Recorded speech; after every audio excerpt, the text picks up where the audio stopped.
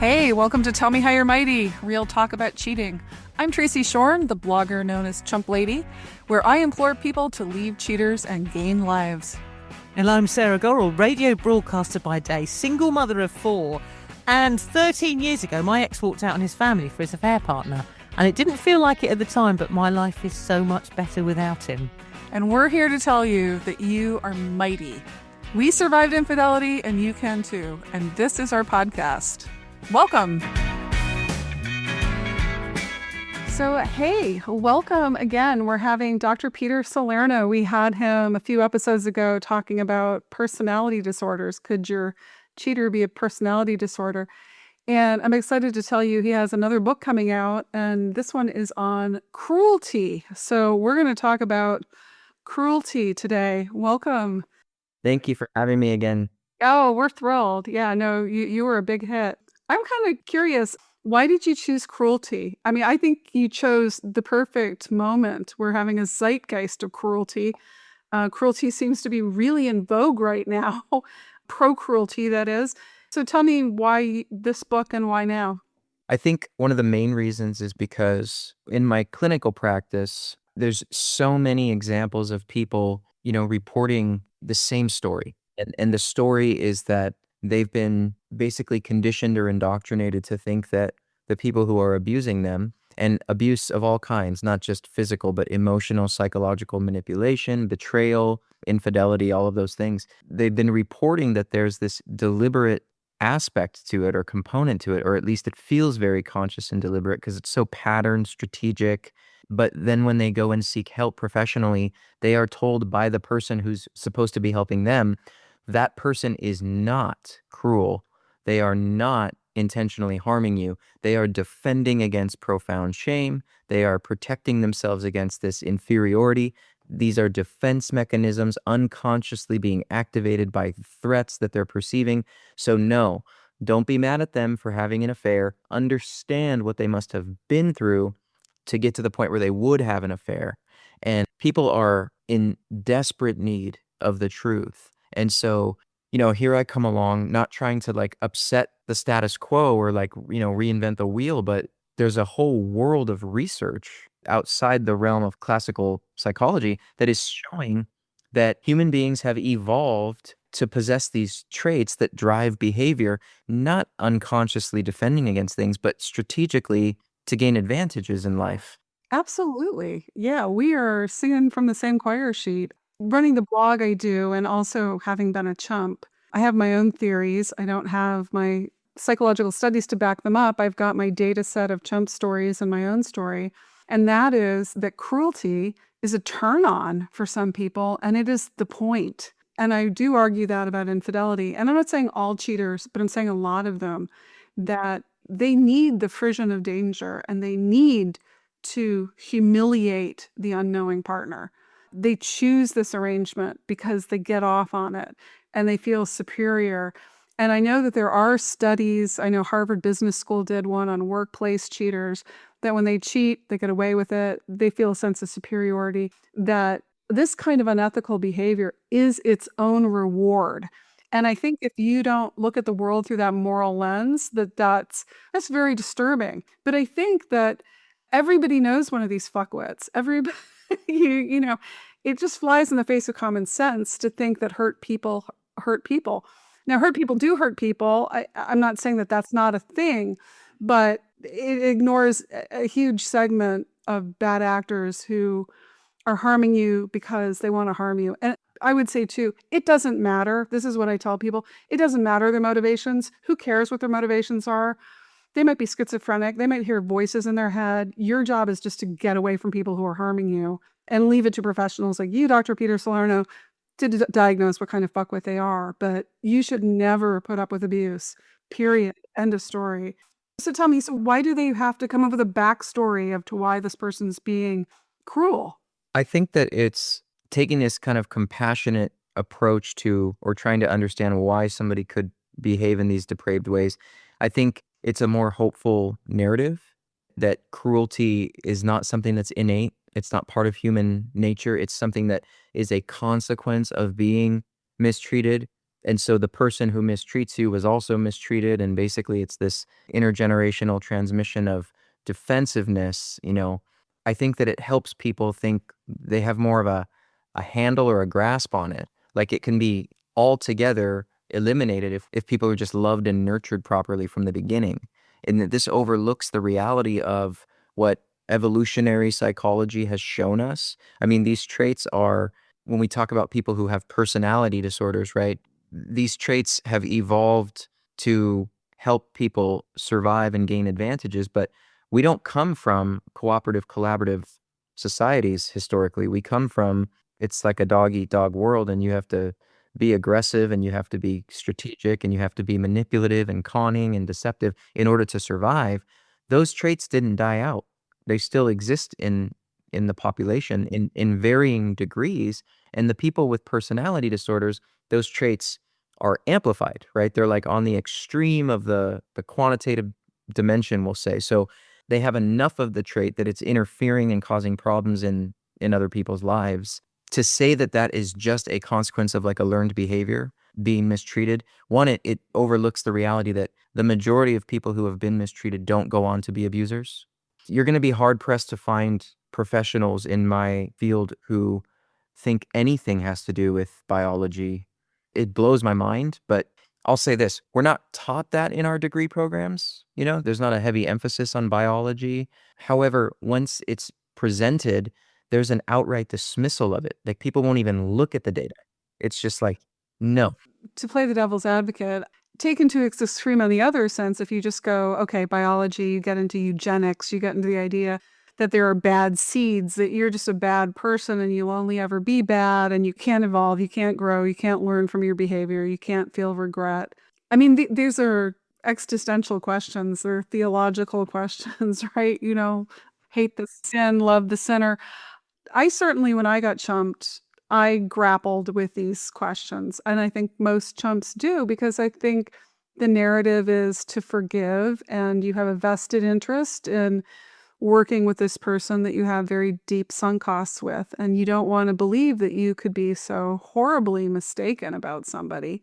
And to think, even though you have all this evidence, right? I mean, science is based on evidence. You have evidence that they seem to enjoy deceiving you, or they wouldn't be doing it for as long as they are.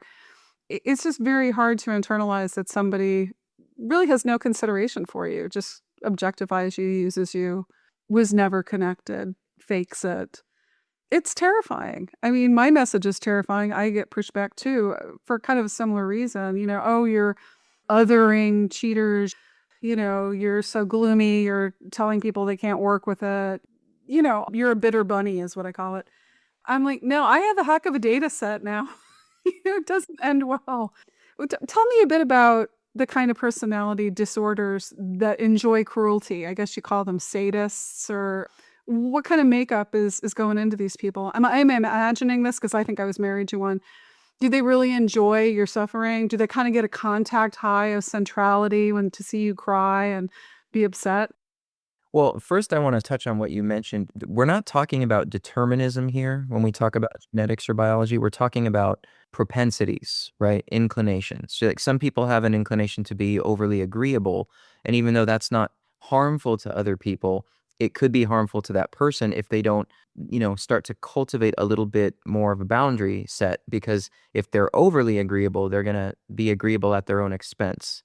When you look at the other side, there's people that are overly callous, right? We refer to them as psychopaths. They have callous, unemotional traits that are driving their behavior. So when they see another person, they don't think, this is somebody that I want to reciprocate with, to connect with. This is somebody that I want to meet their needs and have them meet mine. What they see, really through no fault of their own, is this is someone that I can exploit. This is a means to an end, and I'm going to use them for my own desires and advantages. And some people that have that sadistic component derive pleasure from that exploitation, and it works so well for them, they are not willing to give it up.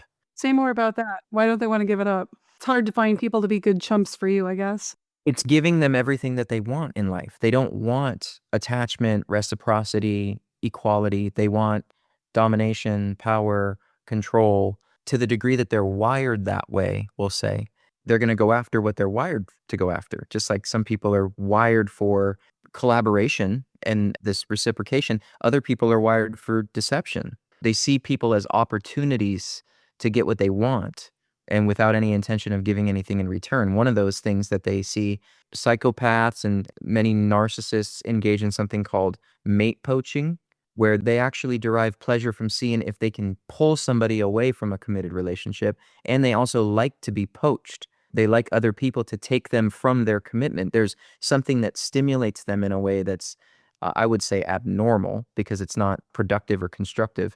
But this isn't something that they're unconsciously defending against. This is something that they just feel within them, very natural. And so they go after it because it feels very natural to go after something like that. Not worried or concerned about the destruction they leave in their wake, how this affects the person that they've cheated on or the person that they've betrayed. They're not concerned about that or worked up enough to stop the behavior from taking place. Right. As stories like that are replete on the blog. And I kind of talk about it in my book. I have my diagnosis. I have two kinds of cheaters. There's the ones that get caught out and they feel kind of bad, but they don't feel that bad. And then you have the other ones that just step over your sobbing body and go make themselves a hot pocket and, heat up lunch and don't think about it and your tears. And then I would actually add now a third kind, which they step over your sobbing body and they make the hot pocket and they enjoy your distress. And it's one thing to have the kind of person who the jig is up, you've been caught, you move on to your next opportunity. But then you have the ones that hoover you back, that enjoy the cat and mouse game of how humiliating can I make this for them? How much will they beg to get me back? What degrading thing can I make them do? What humiliation will they eat to win me? Often this is done under the guise of reconciliation. And I'm telling you, hundreds of thousands of stories like this I've heard over 14 years. And it's a thing. I know that I saw it in mine, that it's not enough that you hurt somebody. You want to keep punishing them. You get a contact high from the centrality of their distress. And I guess we could segue into revenge. It was an interesting study. I'm sure you probably heard about it. It came out recently. A brain study that revenge heats up the reward system in your brain. We have an expression that feels good, don't do it here on the blog. But apparently doing it feels really good. According to brain science, people love revenge. Feels good.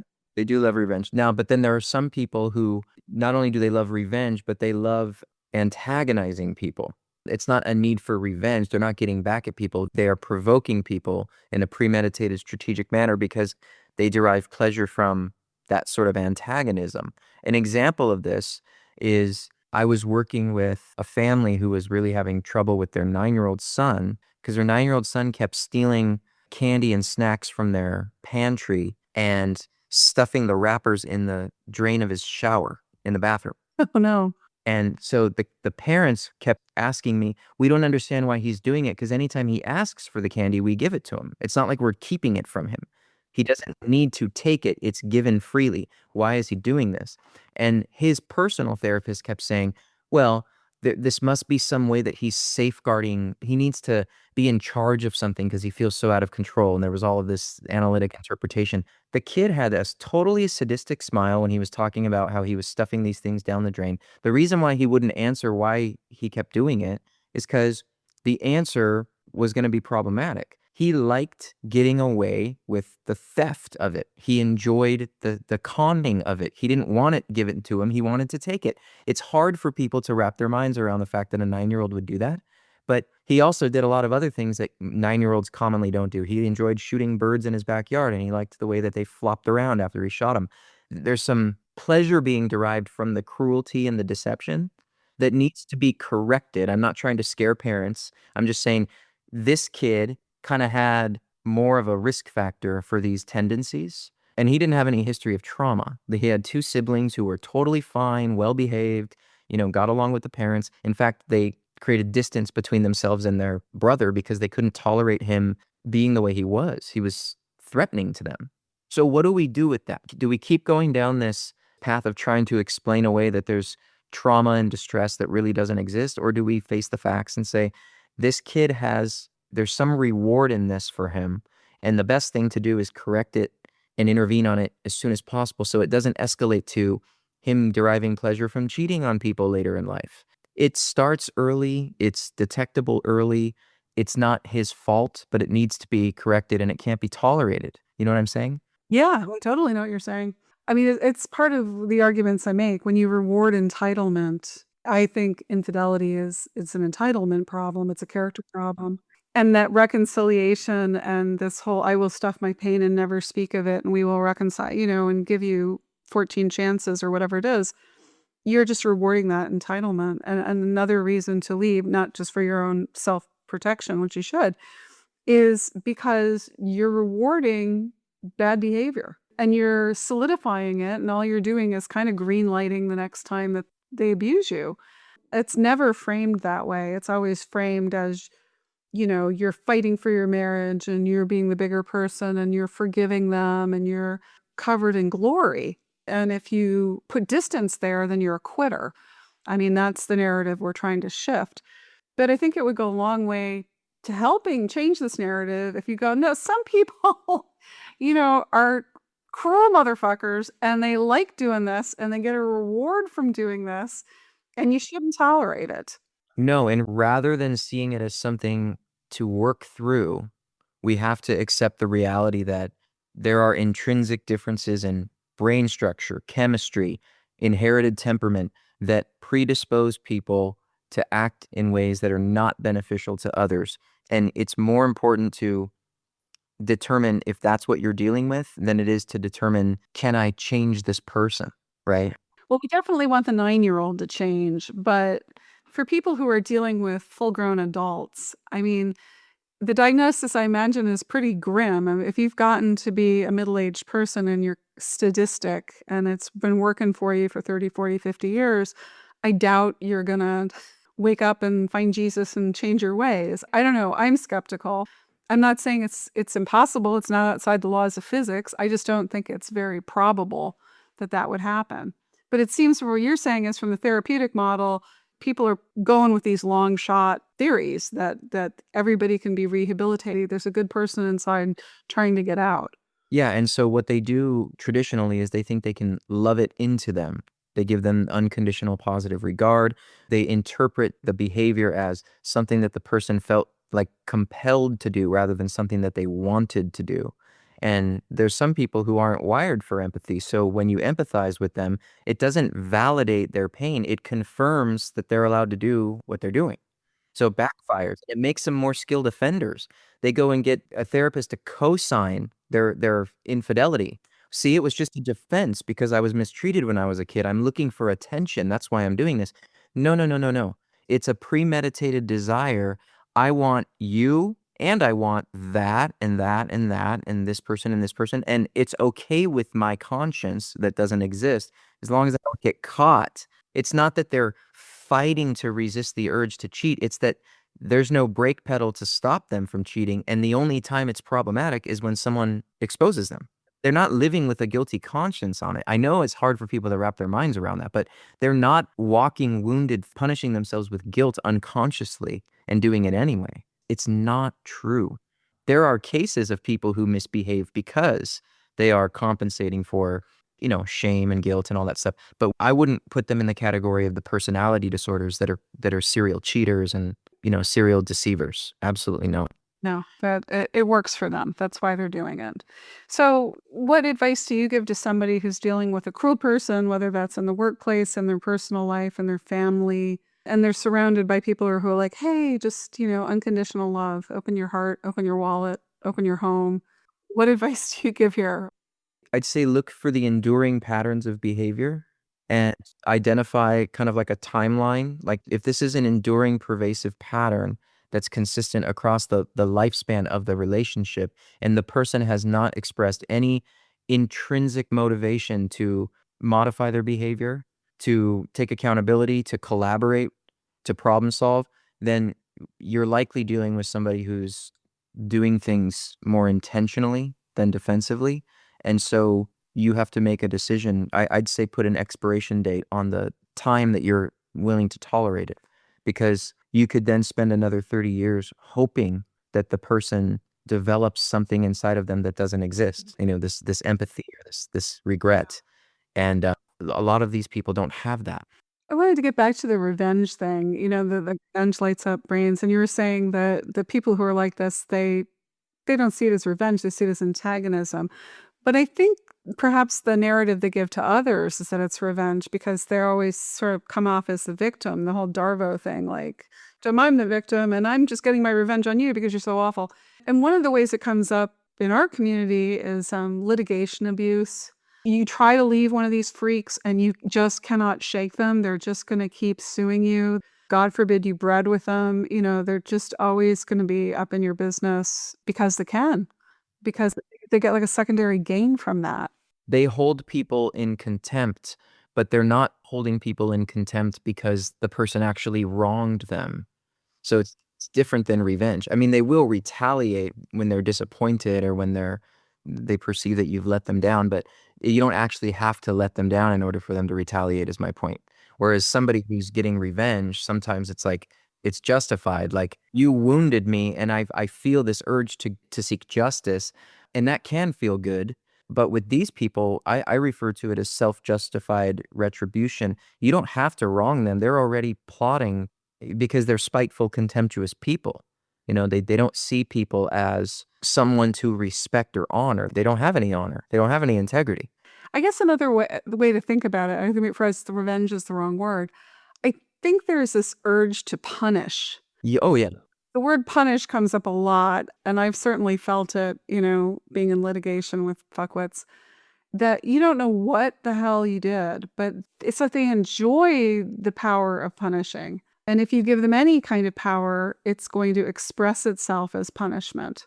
And sometimes I think cheating is a kind of punishment. Now, they're not being direct with you that that's what they're doing. It's kind of a very weirdly passive aggressive path, like secret, sneaky way to punish you. But I just think punishment is just kind of part of the fiber of one of these people. Absolutely. They do like to punish. I think part of that is the justification that they're entitled to do whatever they want. I guess what I'm saying is it's not provoked by or motivated by actually being wronged with these people. They're going to do it anyway. They're just going to call it revenge, or they're going to explain it like, I did this because you did this to me or whatever. Well, that's why bad therapy is so bad. Because if you're providing these people with a model, well, of course you have to get back because you have, this person hurt you, or you have this toxic shame or whatever you're acting out on. I mean, that just fuels that bullshit. From the chump perspective, you're hearing from therapists, well, you scared them off with your harsh language and your accountability and your grief and your anger, and you have to work on that. And you can nice someone into better behavior.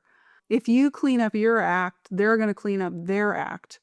And I always find that offensive because I'm like, how did I know about the hooker habit? How did I know about, they had this whole secret life I was not privy to. And then somehow I caused it and I need to clean it. I'm like, just never makes sense to me. Never. And yet it still seems to be the majority of therapy that's out there.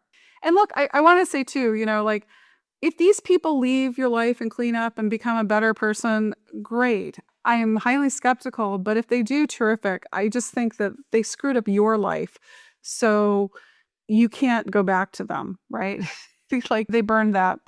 I would say, though, because this is a concern for a lot of people, like, I put in all of this work to make this person treat me better, and they discarded me, and now they, at least socially, it appears that they've met someone new and it's going swimmingly. I would be highly suspicious of that.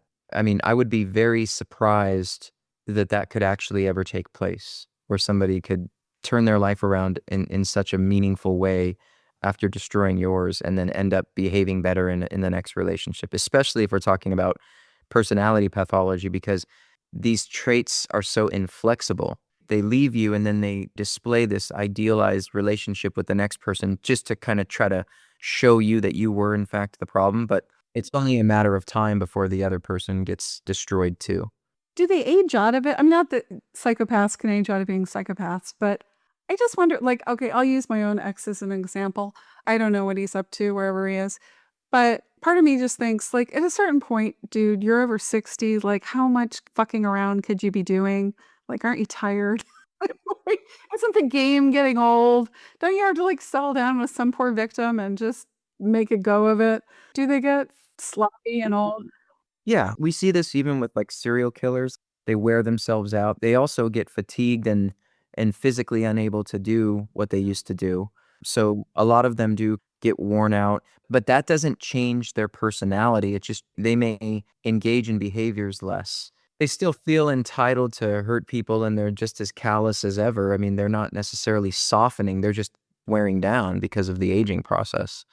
Which is almost kind of worse. My God, if you imagine one of these people in your nursing home or There's a really good movie about that with I think it's John Lithgow that came out, very creepy movie about he's a psychopath and he ends up in a home and he just harasses all of the patients in there in very disturbing ways. He just tortures them oh my God.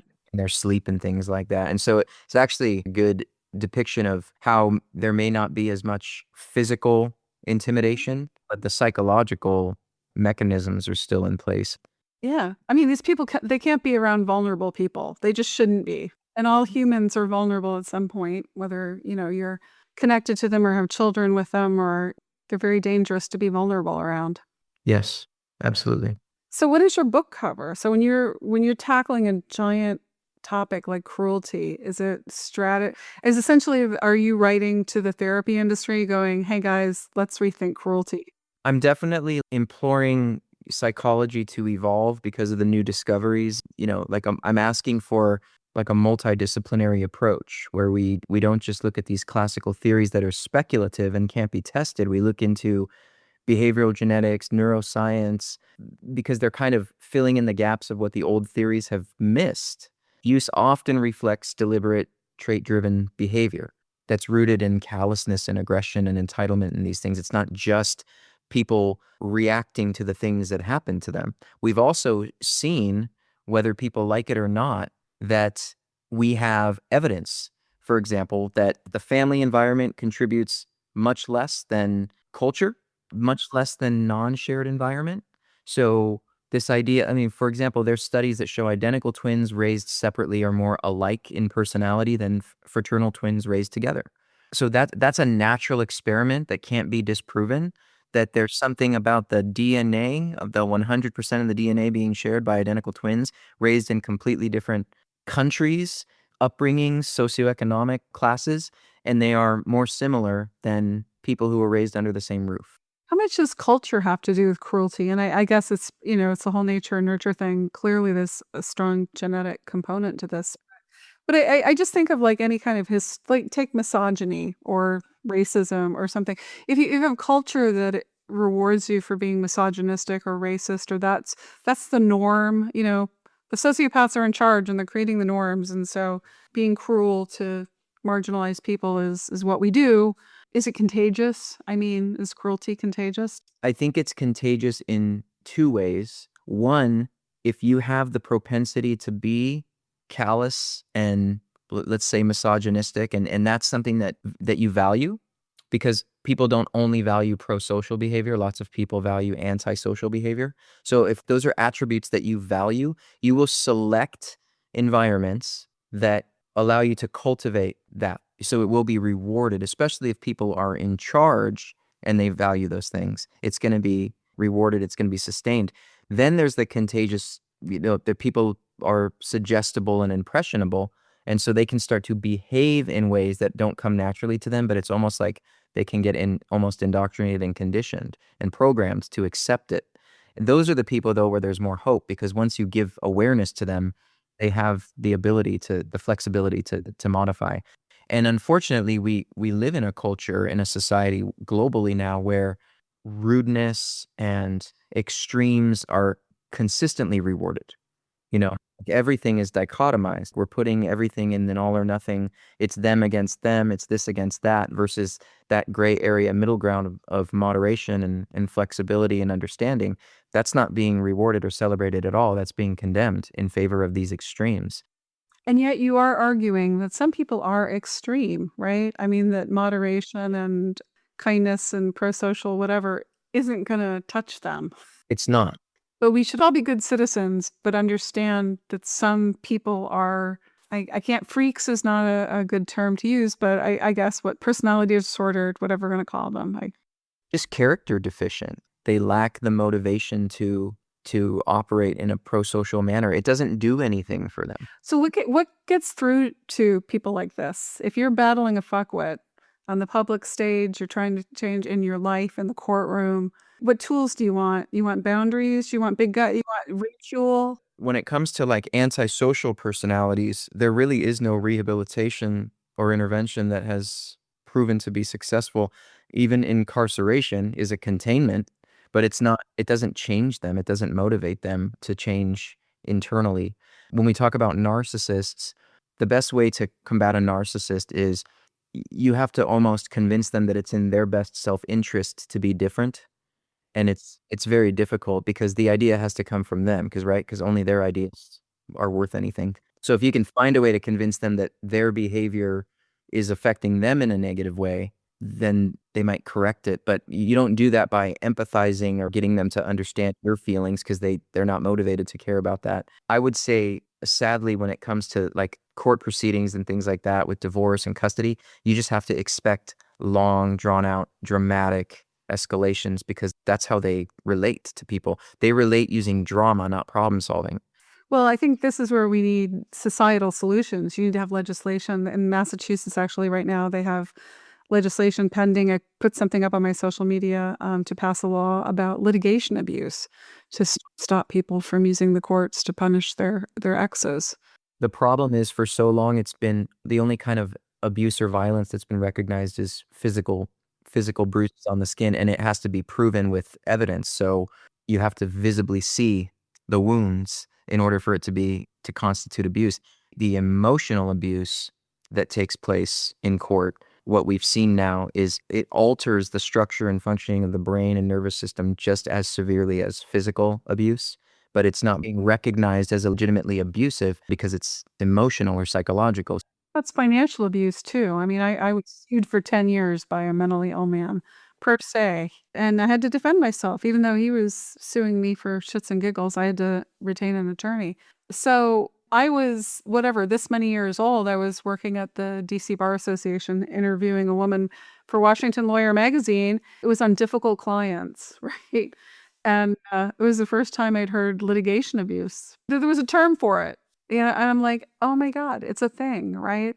So, yeah, it's just raising awareness, because I think when people are dealing with these disturbed characters, whatever you wanna call them, it feels very personal. See, what you're bringing to it with this book and science and study is saying, "No, this is a global phenomenon, this is a human phenomenon," but when you're the victim of one of these people, it feels very personal. It feels like I somehow am mired in this terrible mess, and I don't know how to get out. And invariably now we can compare notes and other people are dealing with this mess, but it still feels like you did something wrong, that you tripped the wire. Absolutely. In fact, I just co-hosted a women's retreat this past weekend, and the thing that is keeping people bound to these abusers that are intentionally abusing them, and there's science to prove that it's intentional, is one, this false belief that's been implanted that they contributed or like flipped the switch to cause the person to behave in this way. So there's this cognitive dissonance about, maybe if I could have done something different, or if I did do something different, then this wouldn't have happened. So there's that ambiguity and ambivalence that keeps people stuck. And then there's also, somebody used the brilliant word I hadn't heard, they called it hopium. Oh yeah, we use it on the blog all the time. Yeah. Brilliant. So, but it's this hope that, there is going to be something that can shift this behavior in a way that's going to create lasting change, and the abuse is going to stop, the betrayal is going to stop. And again, my book is not designed to even vilify. It's just to say, look, here's the science. There's people out there who operate this way. They've been doing it their entire life. It doesn't seem like they're going to stop anytime soon. Now you have to make a decision. Now that you know that there's explanations for why people behave this way that doesn't have anything to do with you, and it doesn't have anything to do with trauma, what are you left with? Because you're going to have to accept that if this person hasn't shown any signs or desire to change the way that they are, you're going to either have to become so desensitized in the relationship that you can stick it out but live an unfulfilled life, which I don't believe anyone deserves, or you have to take steps to remove the problem. I know that's painful and easier said than done, but Oh, no, we're here. I mean, I have a whole community about leaving cheaters and gaining lives, and I'm leaving these people. I absolutely think that that's the way to go. I would say, to the point about identifying people, I mean, you're giving people a lifeline, a hope to go, look, they're disordered. It's not you. But I also think there's this backlash happening. I know I gotten some of the backlash that we're not allowed to diagnose our exes, that people throw around the word narcissist. And my God, if you call them a psychopath, the world is going to completely come to an end. And if I were going into court, and I'm not a lawyer, and this is not legal advice, but don't call your ex a psychopath or a narcissist. I always tell people, just describe the behavior. Document how unreasonable this person is being. Document how they're trying to punish you when you are just trying to be a good citizen, following the court order, raising your kid, whatever. Document, document, document. Now, reading your book is going to help them, but I would say don't start bandying the terms around. I'm wondering if you have any thought about that. I'm very sensitive to people like, well, you can call someone a psychopath, but I can't. So people feel like it's been overused or that we're all vilifying our exes or something. Whereas I think you're actually onto something and I'm onto something that, no, these people hurt a lot of people and we don't talk about it in constructive ways. yeah, you don't want to use any clinical terminology in court ever. And even getting an expert witness to come in and describe the enduring pervasive patterns of behavior that we would typically describe as narcissism or psychopathy is still not going to give you any advantage. People have this, well, you can't diagnose. The purpose of a diagnosis is for the clinician to treat, and it's also for coding for insurance. And it's also a descriptive term to make sense of what's happening. But it doesn't hold any value in court. Okay. What you do is exactly what you said. You document the enduring behaviors. And if you can show that there's like a pervasive pattern of manipulation, exploitation, emotional volatility, abuse, and you have documented evidence of it and you use those terms, that's going to go way further than trying to convince a judge that you are dealing with somebody who, has the same disorder as Ted Bundy. It doesn't hold any weight. Right. And well, they're going to think you're hysterical. You're going to get the pushback. Yeah. And yet, Ted Bundys exist.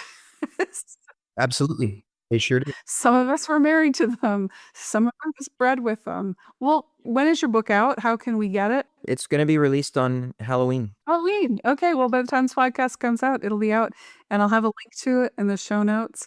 And thank you so much for being here. We love your work. We're big fans. Thank you so much. I'm honored.